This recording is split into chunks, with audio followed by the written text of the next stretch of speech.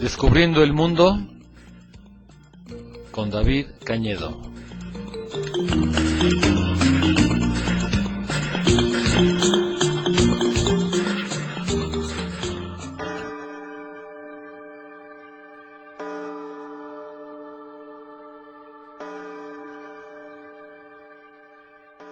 Hola, ¿qué tal?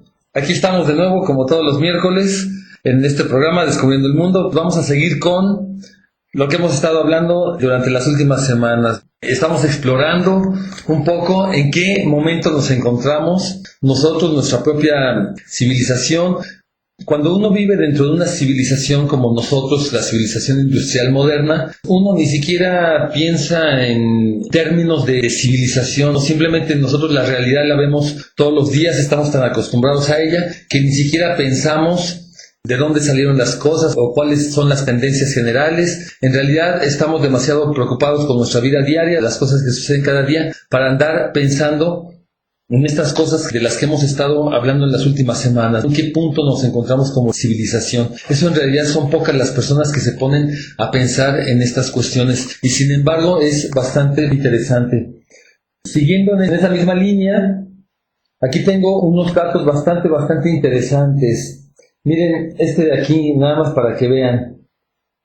Resulta que en 1930, o sea ya tiene algo de rato, en 1930, un señor que se llamó Robert Millikan, que fue Premio Nobel de Física, aseguró que la humanidad no podría construir nada que causara un verdadero daño a algo tan grande como la Tierra. Nosotros los seres humanos, pues a fin de cuentas somos como hormiguitas, ¿no? Y la Tierra, que es tan grande, tan compleja, pues él dijo que los seres humanos, con todos nuestros inventos y con todas las cosas que hacemos, jamás podríamos causarle un verdadero daño al planeta Tierra. Eso fue en 1930.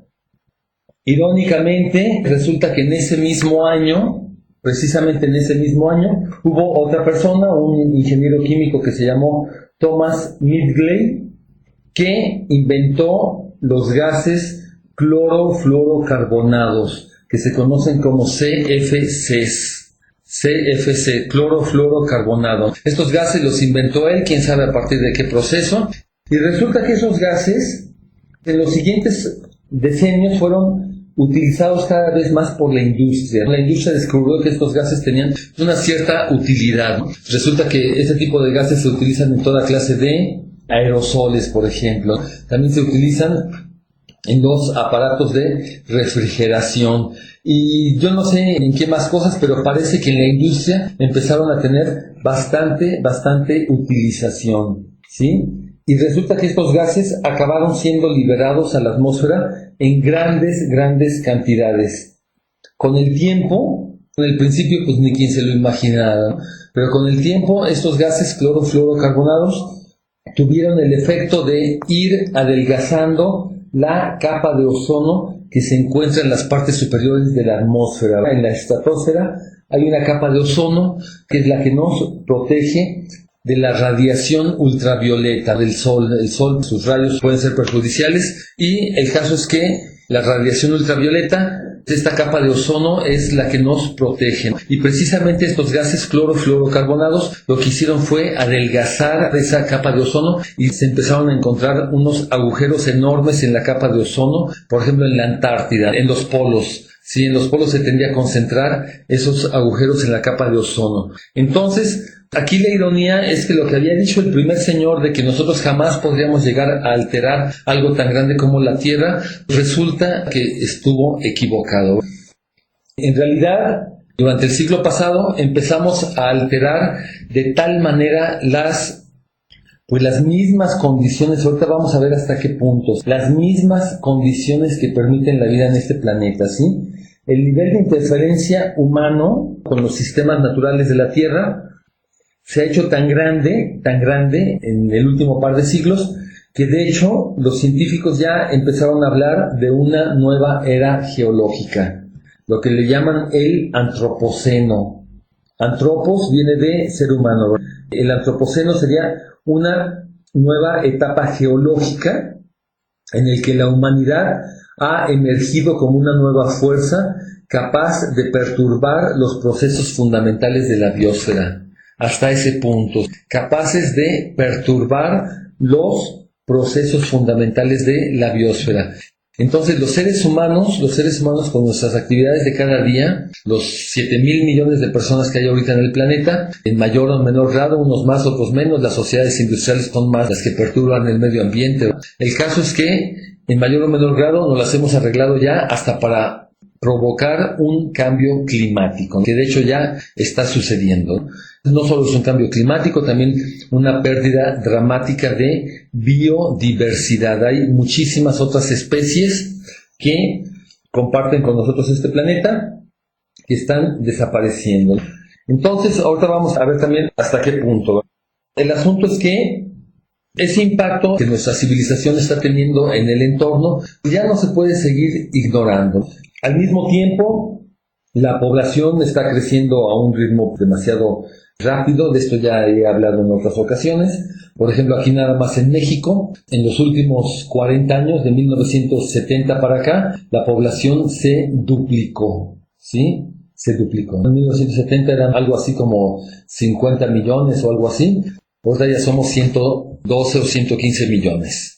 Sí, o sea, más que se duplicó en tan solo 40 años. En 90 años, desde que terminó la Revolución Mexicana, en 1920, 21, por esas fechas, había, me parece, algo así como 13 millones de mexicanos aquí en el territorio nacional. 13 millones, ahorita somos 115, ya le estamos pegando. Entonces, se multiplicó por un factor de 8 o 9 en tan solo 90 años. Además está la situación de que el impacto que cada persona tiene es, ahorita en la actualidad, en el medio ambiente. Este es un concepto del que ya también he hablado anteriormente, que se conoce como huella ecológica, ¿no? La huella ecológica de cada persona o de una sociedad en conjunto es el impacto que un individuo o un conjunto de individuos tienen en el medio ambiente. Esa es la huella ecológica. Y la huella ecológica se ha multiplicado por un factor de entre 3 y 4 veces en promedio. Esto significa que una persona en la actualidad, en el siglo XXI, un joven cualquiera que va, por decir algo, que va al colegio de bachilleres aquí en Tenango de Doria, por el simple hecho de vivir en una sociedad industrial, o sea, de consumir energía, de consumir los recursos, todo lo que necesitamos en nuestra vida diaria, estamos gastando aproximadamente 4 veces los recursos y contaminando aproximadamente en un factor de 4 lo que hacía una misma persona hace 50, 80 años, ¿sí? Entonces, el impacto individual de cada individuo en el medio ambiente se ha multiplicado por un factor entre 3 y 4, al mismo tiempo que la población ha aumentado en 100 años, de 1900 para el año 2000, aumentó también en un factor de entre 4 y 5 veces a nivel mundial. Entonces, multiplicamos ese factor del crecimiento de la población por el factor del impacto que tenemos en el medio ambiente y resulta que nuestra sociedad en conjunto estamos impactando al medio ambiente por un factor más o menos de entre 15 y 20 veces lo que era hace unos 100 años. Aquí también entra un dato que ya también les había mencionado en otra ocasión, que en los últimos 50 o 60 años desde que terminó la Segunda Guerra Mundial para acá, hemos alterado más el medio ambiente que en toda la historia previa de la humanidad. Bueno, todo esto viene a cuento porque lo que le estaba diciendo también en otra ocasión es que todas las civilizaciones tienden a crecer hasta un punto máximo, hasta donde pueden crecer según el medio ambiente, lo que les permita, según los recursos con los que cuentan, acaban con todo, se lanzan a invadir todos los pueblos vecinos para irse a apropiar de los recursos, pero hay un límite a lo que puede seguir creciendo esa civilización Y cuando llegan a ese límite, digo, esto no es un momento preciso, es un proceso que se da a lo largo de varias décadas o hasta de siglos o el tiempo que se lleve, pero cuando acaban con todo su entorno, llega la inevitable decadencia y hasta el colapso. Hay civilizaciones cuyo colapso ha sido más bien bastante rápido, ¿no? Hasta fulminante. Entonces, ese ha sido el proceso que ha sucedido en cantidad de ocasiones. Entonces, todo esto es para decir que precisamente nuestra civilización en este momento se encuentra en ese punto, en el punto que ya creció todo lo que podía seguir creciendo, que este planeta literalmente ya nos quedó chiquito. Simplemente para seguir consumiendo al ritmo al que estamos consumiendo, necesitaríamos otros 2 o 3 planetas Tierra, ¿sí? A fin de cuentas es completamente insustentable. A largo, mediano o corto plazo, según los parámetros que uno quiera ver. El caso es que, así como están las cosas, realmente estamos llegando a los límites de lo que esta civilización puede seguir creciendo. Y lamentablemente, aquí también hay otra situación en la que vivimos colectivamente en un estado de ignorancia y de negación colectiva sobre lo que está sucediendo. La gente muchas veces ni siquiera se da cuenta que hay todo un mundo allá afuera. Es como, por ejemplo, bueno, de esto ya les he hablado en otra ocasión, ahorita lo menciono así nada más al paso. Aquí en Tenango de Doria, los bosques alrededor están desapareciendo por muchas causas, pero todos nosotros, yo me incluyo también aquí, estamos tan atrapados en nuestras rutinas de cada día, en la necesidad de ganarnos la vida, en nuestros aparatitos electrónicos, en todos nuestros enajenes que ya lo vemos como lo más normal del mundo, que ni siquiera nos damos cuenta que el medio ambiente en torno a nosotros se está deteriorando y a un ritmo bastante rápido. Bueno, pues así es en todas partes, ¿ok? Y el asunto es que estamos chocando como sociedad, como civilización, con los límites del planeta. Ya los cambios que estamos provocando, repito, ya hasta se le llama a esta época, los científicos ya están hablando del antropoceno, porque realmente nos hemos convertido en una verdadera fuerza geológica, ¿no? Vean ustedes algunos datos realmente bastante interesantes. Por ejemplo, aquí tengo un dato que dice que desde 1950, son los datos que le estoy diciendo desde que terminó la Segunda Guerra Mundial por esas fechas, de 1950 para acá, o sea, en tan solo 60 años o lo que sea, cuando surgió la pesca industrial a gran escala. Son unos barcos enormes con redes que miden hasta kilómetros de largo y que van arrastrando todo lo que encuentran. Esas redes hasta van peinando el fondo marino y todo lo que encuentran se lo llevan. Entonces, desde 1950 para acá, se han reducido las poblaciones de grandes peces. Aquí entre los grandes peces se incluye al atún, al pez espada, al bacalao, al halibut y quién sabe cuántos más. Son los grandes peces. Se ha reducido la población en un 90%. 90%. Muchísimo, ¿sí? Esto no solo en algunas áreas, sino en el océano entero. ¿Ok? Es impresionante.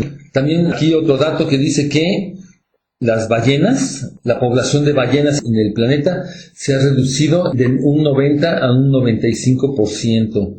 Sí, esto yo lo encuentro que es verdaderamente impresionante. Aquí otro dato que parece que no está relacionado, pero en realidad sí está relacionado. Dice que, por ejemplo, en la ciudad de Atenas, en Grecia, en tan solo 25 años de la segunda mitad del siglo XX, en 25 años, el mármol antiguo de la Acrópolis, ya ven ustedes que en Atenas está la Acrópolis fue construida hace 2400 años, más o menos unos 400 años antes de nuestra época. Bueno, pues en tan solo 25 años, el mármol se dañó más gravemente que la influencia del tiempo atmosférico en los 2400 años anteriores. Esa Acrópolis ha estado a la intemperie durante 2400 años. La lluvia, el sol, básicamente eso, la lluvia, el sol, durante 2400 años. Bueno, pues en tan solo 25 años del tiempo reciente, resulta que los gases de los automóviles, la corrosión ácida provocada por los escapes de los automóviles, ha dañado más el mármol de la Acrópolis que en los 2400 años anteriores. ¿Ok? Entonces es ese impacto. Si en 25 años se dañó más el mármol de la Acrópolis que en 2400 años, estamos hablando de un factor de 100, ¿sí? Es 25 años contra 2400, son casi 100, que estamos alterando el medio ambiente. El asunto es que estamos llegando a un punto de ruptura. Pero ahorita vamos a seguir hablando de esto. Realmente está bastante dramática la situación y bastante interesante. Pero ahorita vamos a hacer una pequeña pausa. Les voy a poner una melodía de este país que se llama Indonesia. Esta canción que vamos a escuchar es todo un estilo. Es un estilo de música típico del sureste de Asia. Vamos a escucharla.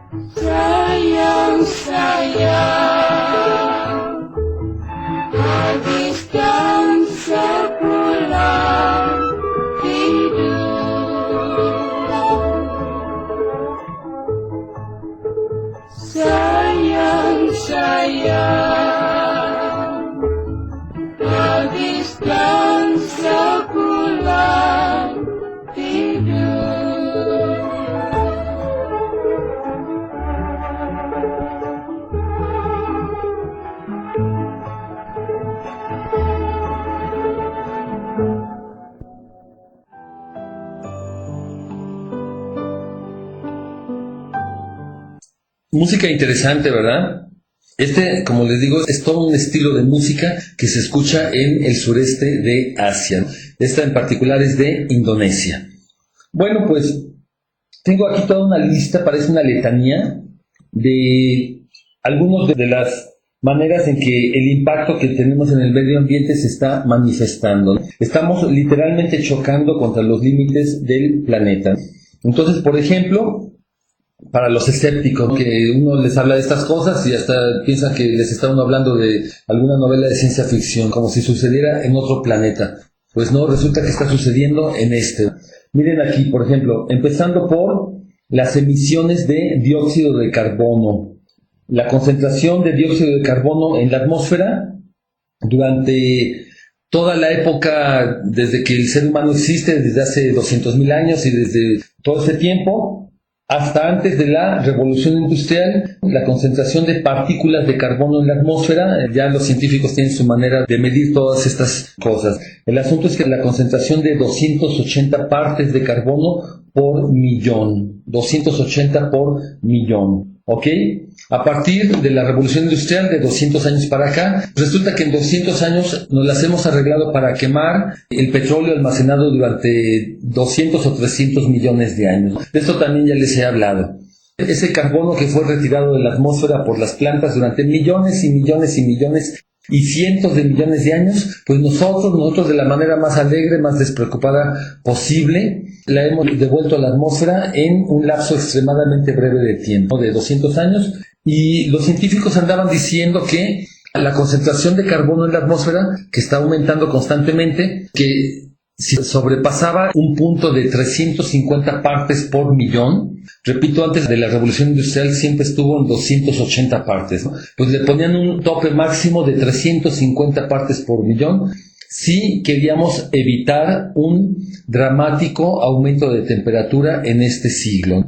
Así, en este siglo se pensaba que la temperatura podía aumentar varios grados, y para evitar lo peor de ese cambio climático, lo máximo que se podía permitir la concentración de carbono en la atmósfera era de 350 partes por millón. Pues resulta que ahorita en este momento, en el año 2013, hace algunos meses se acaba de pasar por primera vez la cifra de 400 partes por millón. O sea que ya pasamos ese tope. Bueno, ese tope a lo mejor era un poco arbitrario, pero en cualquier caso se piensa ahorita que incluso si se dejara de quemar toda esa miles y miles de toneladas de carbón que se arrojan a la atmósfera cada día, ¿sí? Si se dejara de quemar todo ese carbón en este mismo instante, ya con la pura inercia, parece que es inevitable pensar en un aumento de la temperatura de 2 o 3 grados para mediados o fines de este siglo. Y eso de hecho no está sucediendo, porque seguimos quemando el petróleo, entonces es posible que todavía aumente más. Bueno, pues este es un límite que ya rompimos. Esto que les estoy diciendo, estamos chocando con los límites del planeta, pues este es un límite que ya sobrepasamos. Un segundo aspecto es el aumento dramático en la extinción de especies animales y vegetales. Desde la revolución industrial para acá, la desaparición de especies vivas ha aumentado entre 100 y 1000 veces. Sí, el ritmo al que están desapareciendo las especies actualmente es entre 100 y 1000 veces mayor que lo que era hace apenas unos 200 años. Y de esto los seres humanos somos los principales responsables.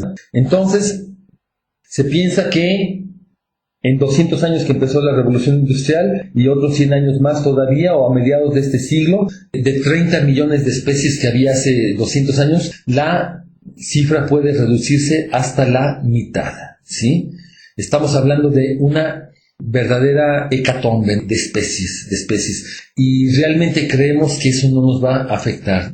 La pérdida de biodiversidad es un factor que realmente a los científicos los tiene bastante preocupados. No podemos nosotros suponer que puede haber una dramática pérdida de biodiversidad como esa y que no vamos nosotros a sufrir eventualmente las consecuencias. Además de eso, por si fuera poco, todo esto parece realmente una letanía. Además de eso, los océanos se están acidificando. Resulta que los océanos también absorben el carbono de la atmósfera. Todo ese carbono que nosotros estamos arrojando alegremente, los océanos tienen la capacidad de absorber el carbono por medio del plancton y del krill y quién sabe cuántos otros organismos, pero que ha aumentado ya el nivel de acidez de los océanos, y eso puede afectar a toda la cadena alimenticia, ¿sí? Es toda una situación que también está bastante dramática. Además de eso, nuestra sociedad cada vez necesita más recursos, necesitamos más de todo, y eso incluye el agua. Actualmente, el 25% de los ríos del planeta se secan antes de llegar a los océanos. ¿Sí? El 25%, la cuarta parte de todos los ríos ya no llegan al océano.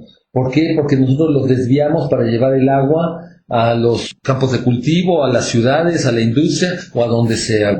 El caso es que estamos alterando literalmente todo el ciclo del agua. Bueno, Además, la tierra fértil, ¿sí? La tierra fértil, las tierras cultivables en el planeta se están perdiendo. Para que la tierra siga produciendo todo eso que llamamos la agricultura industrial, de la que ya les hablaré también en su momento, porque también es bastante interesante de dónde vienen nuestros alimentos. Todo eso implica un uso intensivo de los campos de cultivo. Para que la tierra pueda seguir produciendo, se le inyecta enormes cantidades de fertilizantes químicos, de pesticidas y de toda clase de cosas. Y el caso es que todos esos pesticidas y esos fertilizantes químicos contaminan también el océano cuando el agua finalmente llega al océano, etcétera. Y se están perdiendo tierras de cultivo. Bueno, el fósforo que se necesita para los fertilizantes agrícolas son millones de toneladas. Aquí dice que cada año alrededor de 9 millones de toneladas de fósforo, procedentes sobre todo de los fertilizantes agrícolas, acaban en el océano. Entonces en el océano se están creando verdaderas zonas muertas, ¿sí? Donde la eutrofización masiva, lo que sea que eso signifique, significa que se está agotando el oxígeno y eso hace que áreas del océano de cierto tamaño ya no tengan vida marina. Además, la capa de ozono de la que ya les estaba yo hablando, esa capa de ozono que se está reduciendo, y la cantidad de productos químicos que estamos arrojando también al medio ambiente. El caso es que por todos lados, literalmente estamos llegando al límite de lo que podemos seguir consumiendo y contaminando y acabando con todo, ¿sí? Estamos viviendo como si que tuviéramos varios planetas Tierra a nuestra disposición, ¿verdad? Como si fuéramos nosotros una especie alienígena, unos invasores que de repente nos apropiamos de este planeta, acabamos con todo y de aquí nos vamos a otro planeta. Literalmente así es, estamos viviendo de esa manera, pero resulta que este es el único planeta que tenemos. Al parecer resulta que este es el único planeta que tenemos y lo estamos tratando realmente como si que la biosfera fuera infinita y que los recursos fueran inagotables. Bueno, pues entonces es toda una situación. Este punto al que ya llegamos, que nos estamos acercando a un punto de ruptura, ¿sí? Y nos estamos acercando a un ritmo cada vez más rápido, ¿sí? Porque en lugar de irle frenando, como que le aceleramos, le metemos el pie al acelerador y nuestra sociedad de consumo va cada vez más rápido, ¿no? Queremos consumir más y más, como si que no hubiera mañana. Las implicaciones de todo esto las vamos a explorar la semana que entra, ¿sí? Porque realmente es bastante interesante saber qué es lo que está pasando en nuestro mundo. Ahorita por esta semana, pues ya fue todo, ya se acabó el tiempo. Y yo me despido y los voy a dejar con otra canción, ¿sí? Esta canción es de un país de África que se llama Mali. Mali está en el desierto del Sahara, está abajito del desierto, está entre el desierto del Sahara y una zona que se llama el Sahel. El caso es que en Mali hubo culturas muy fuertes. Hace 800 o 1000 años había ahí todo un imperio, el imperio Songhai o Songhai, algo así, que era de esa zona. Tenían rutas que atravesaban las caravanas todo el Sahara y llegaban a esta ciudad fabulosa que era la capital del imperio, la ciudad de Timbuktu, ¿sí? De Timbuktu era la capital de todo este imperio. Y el asunto es que en lugares donde hay culturas muy antiguas, donde hay toda una historia, toda una tradición, culturalmente también son muy fuertes. Entonces Mali tiene toda una cultura allá en África, es realmente un país muy distintivo, se distingue de todos los demás y esa cultura también se refleja en la música, en las tradiciones, en los bailes y en todo, ¿no? Entonces esta canción que vamos a escuchar es de este país, de Mali. El instrumento que se alcanza a escuchar por ahí se llama kora, es un instrumento de cuerda. Vamos a escuchar esta canción y yo me despido. Este fue su programa Descubriendo el Mundo. Nos estamos escuchando la semana próxima.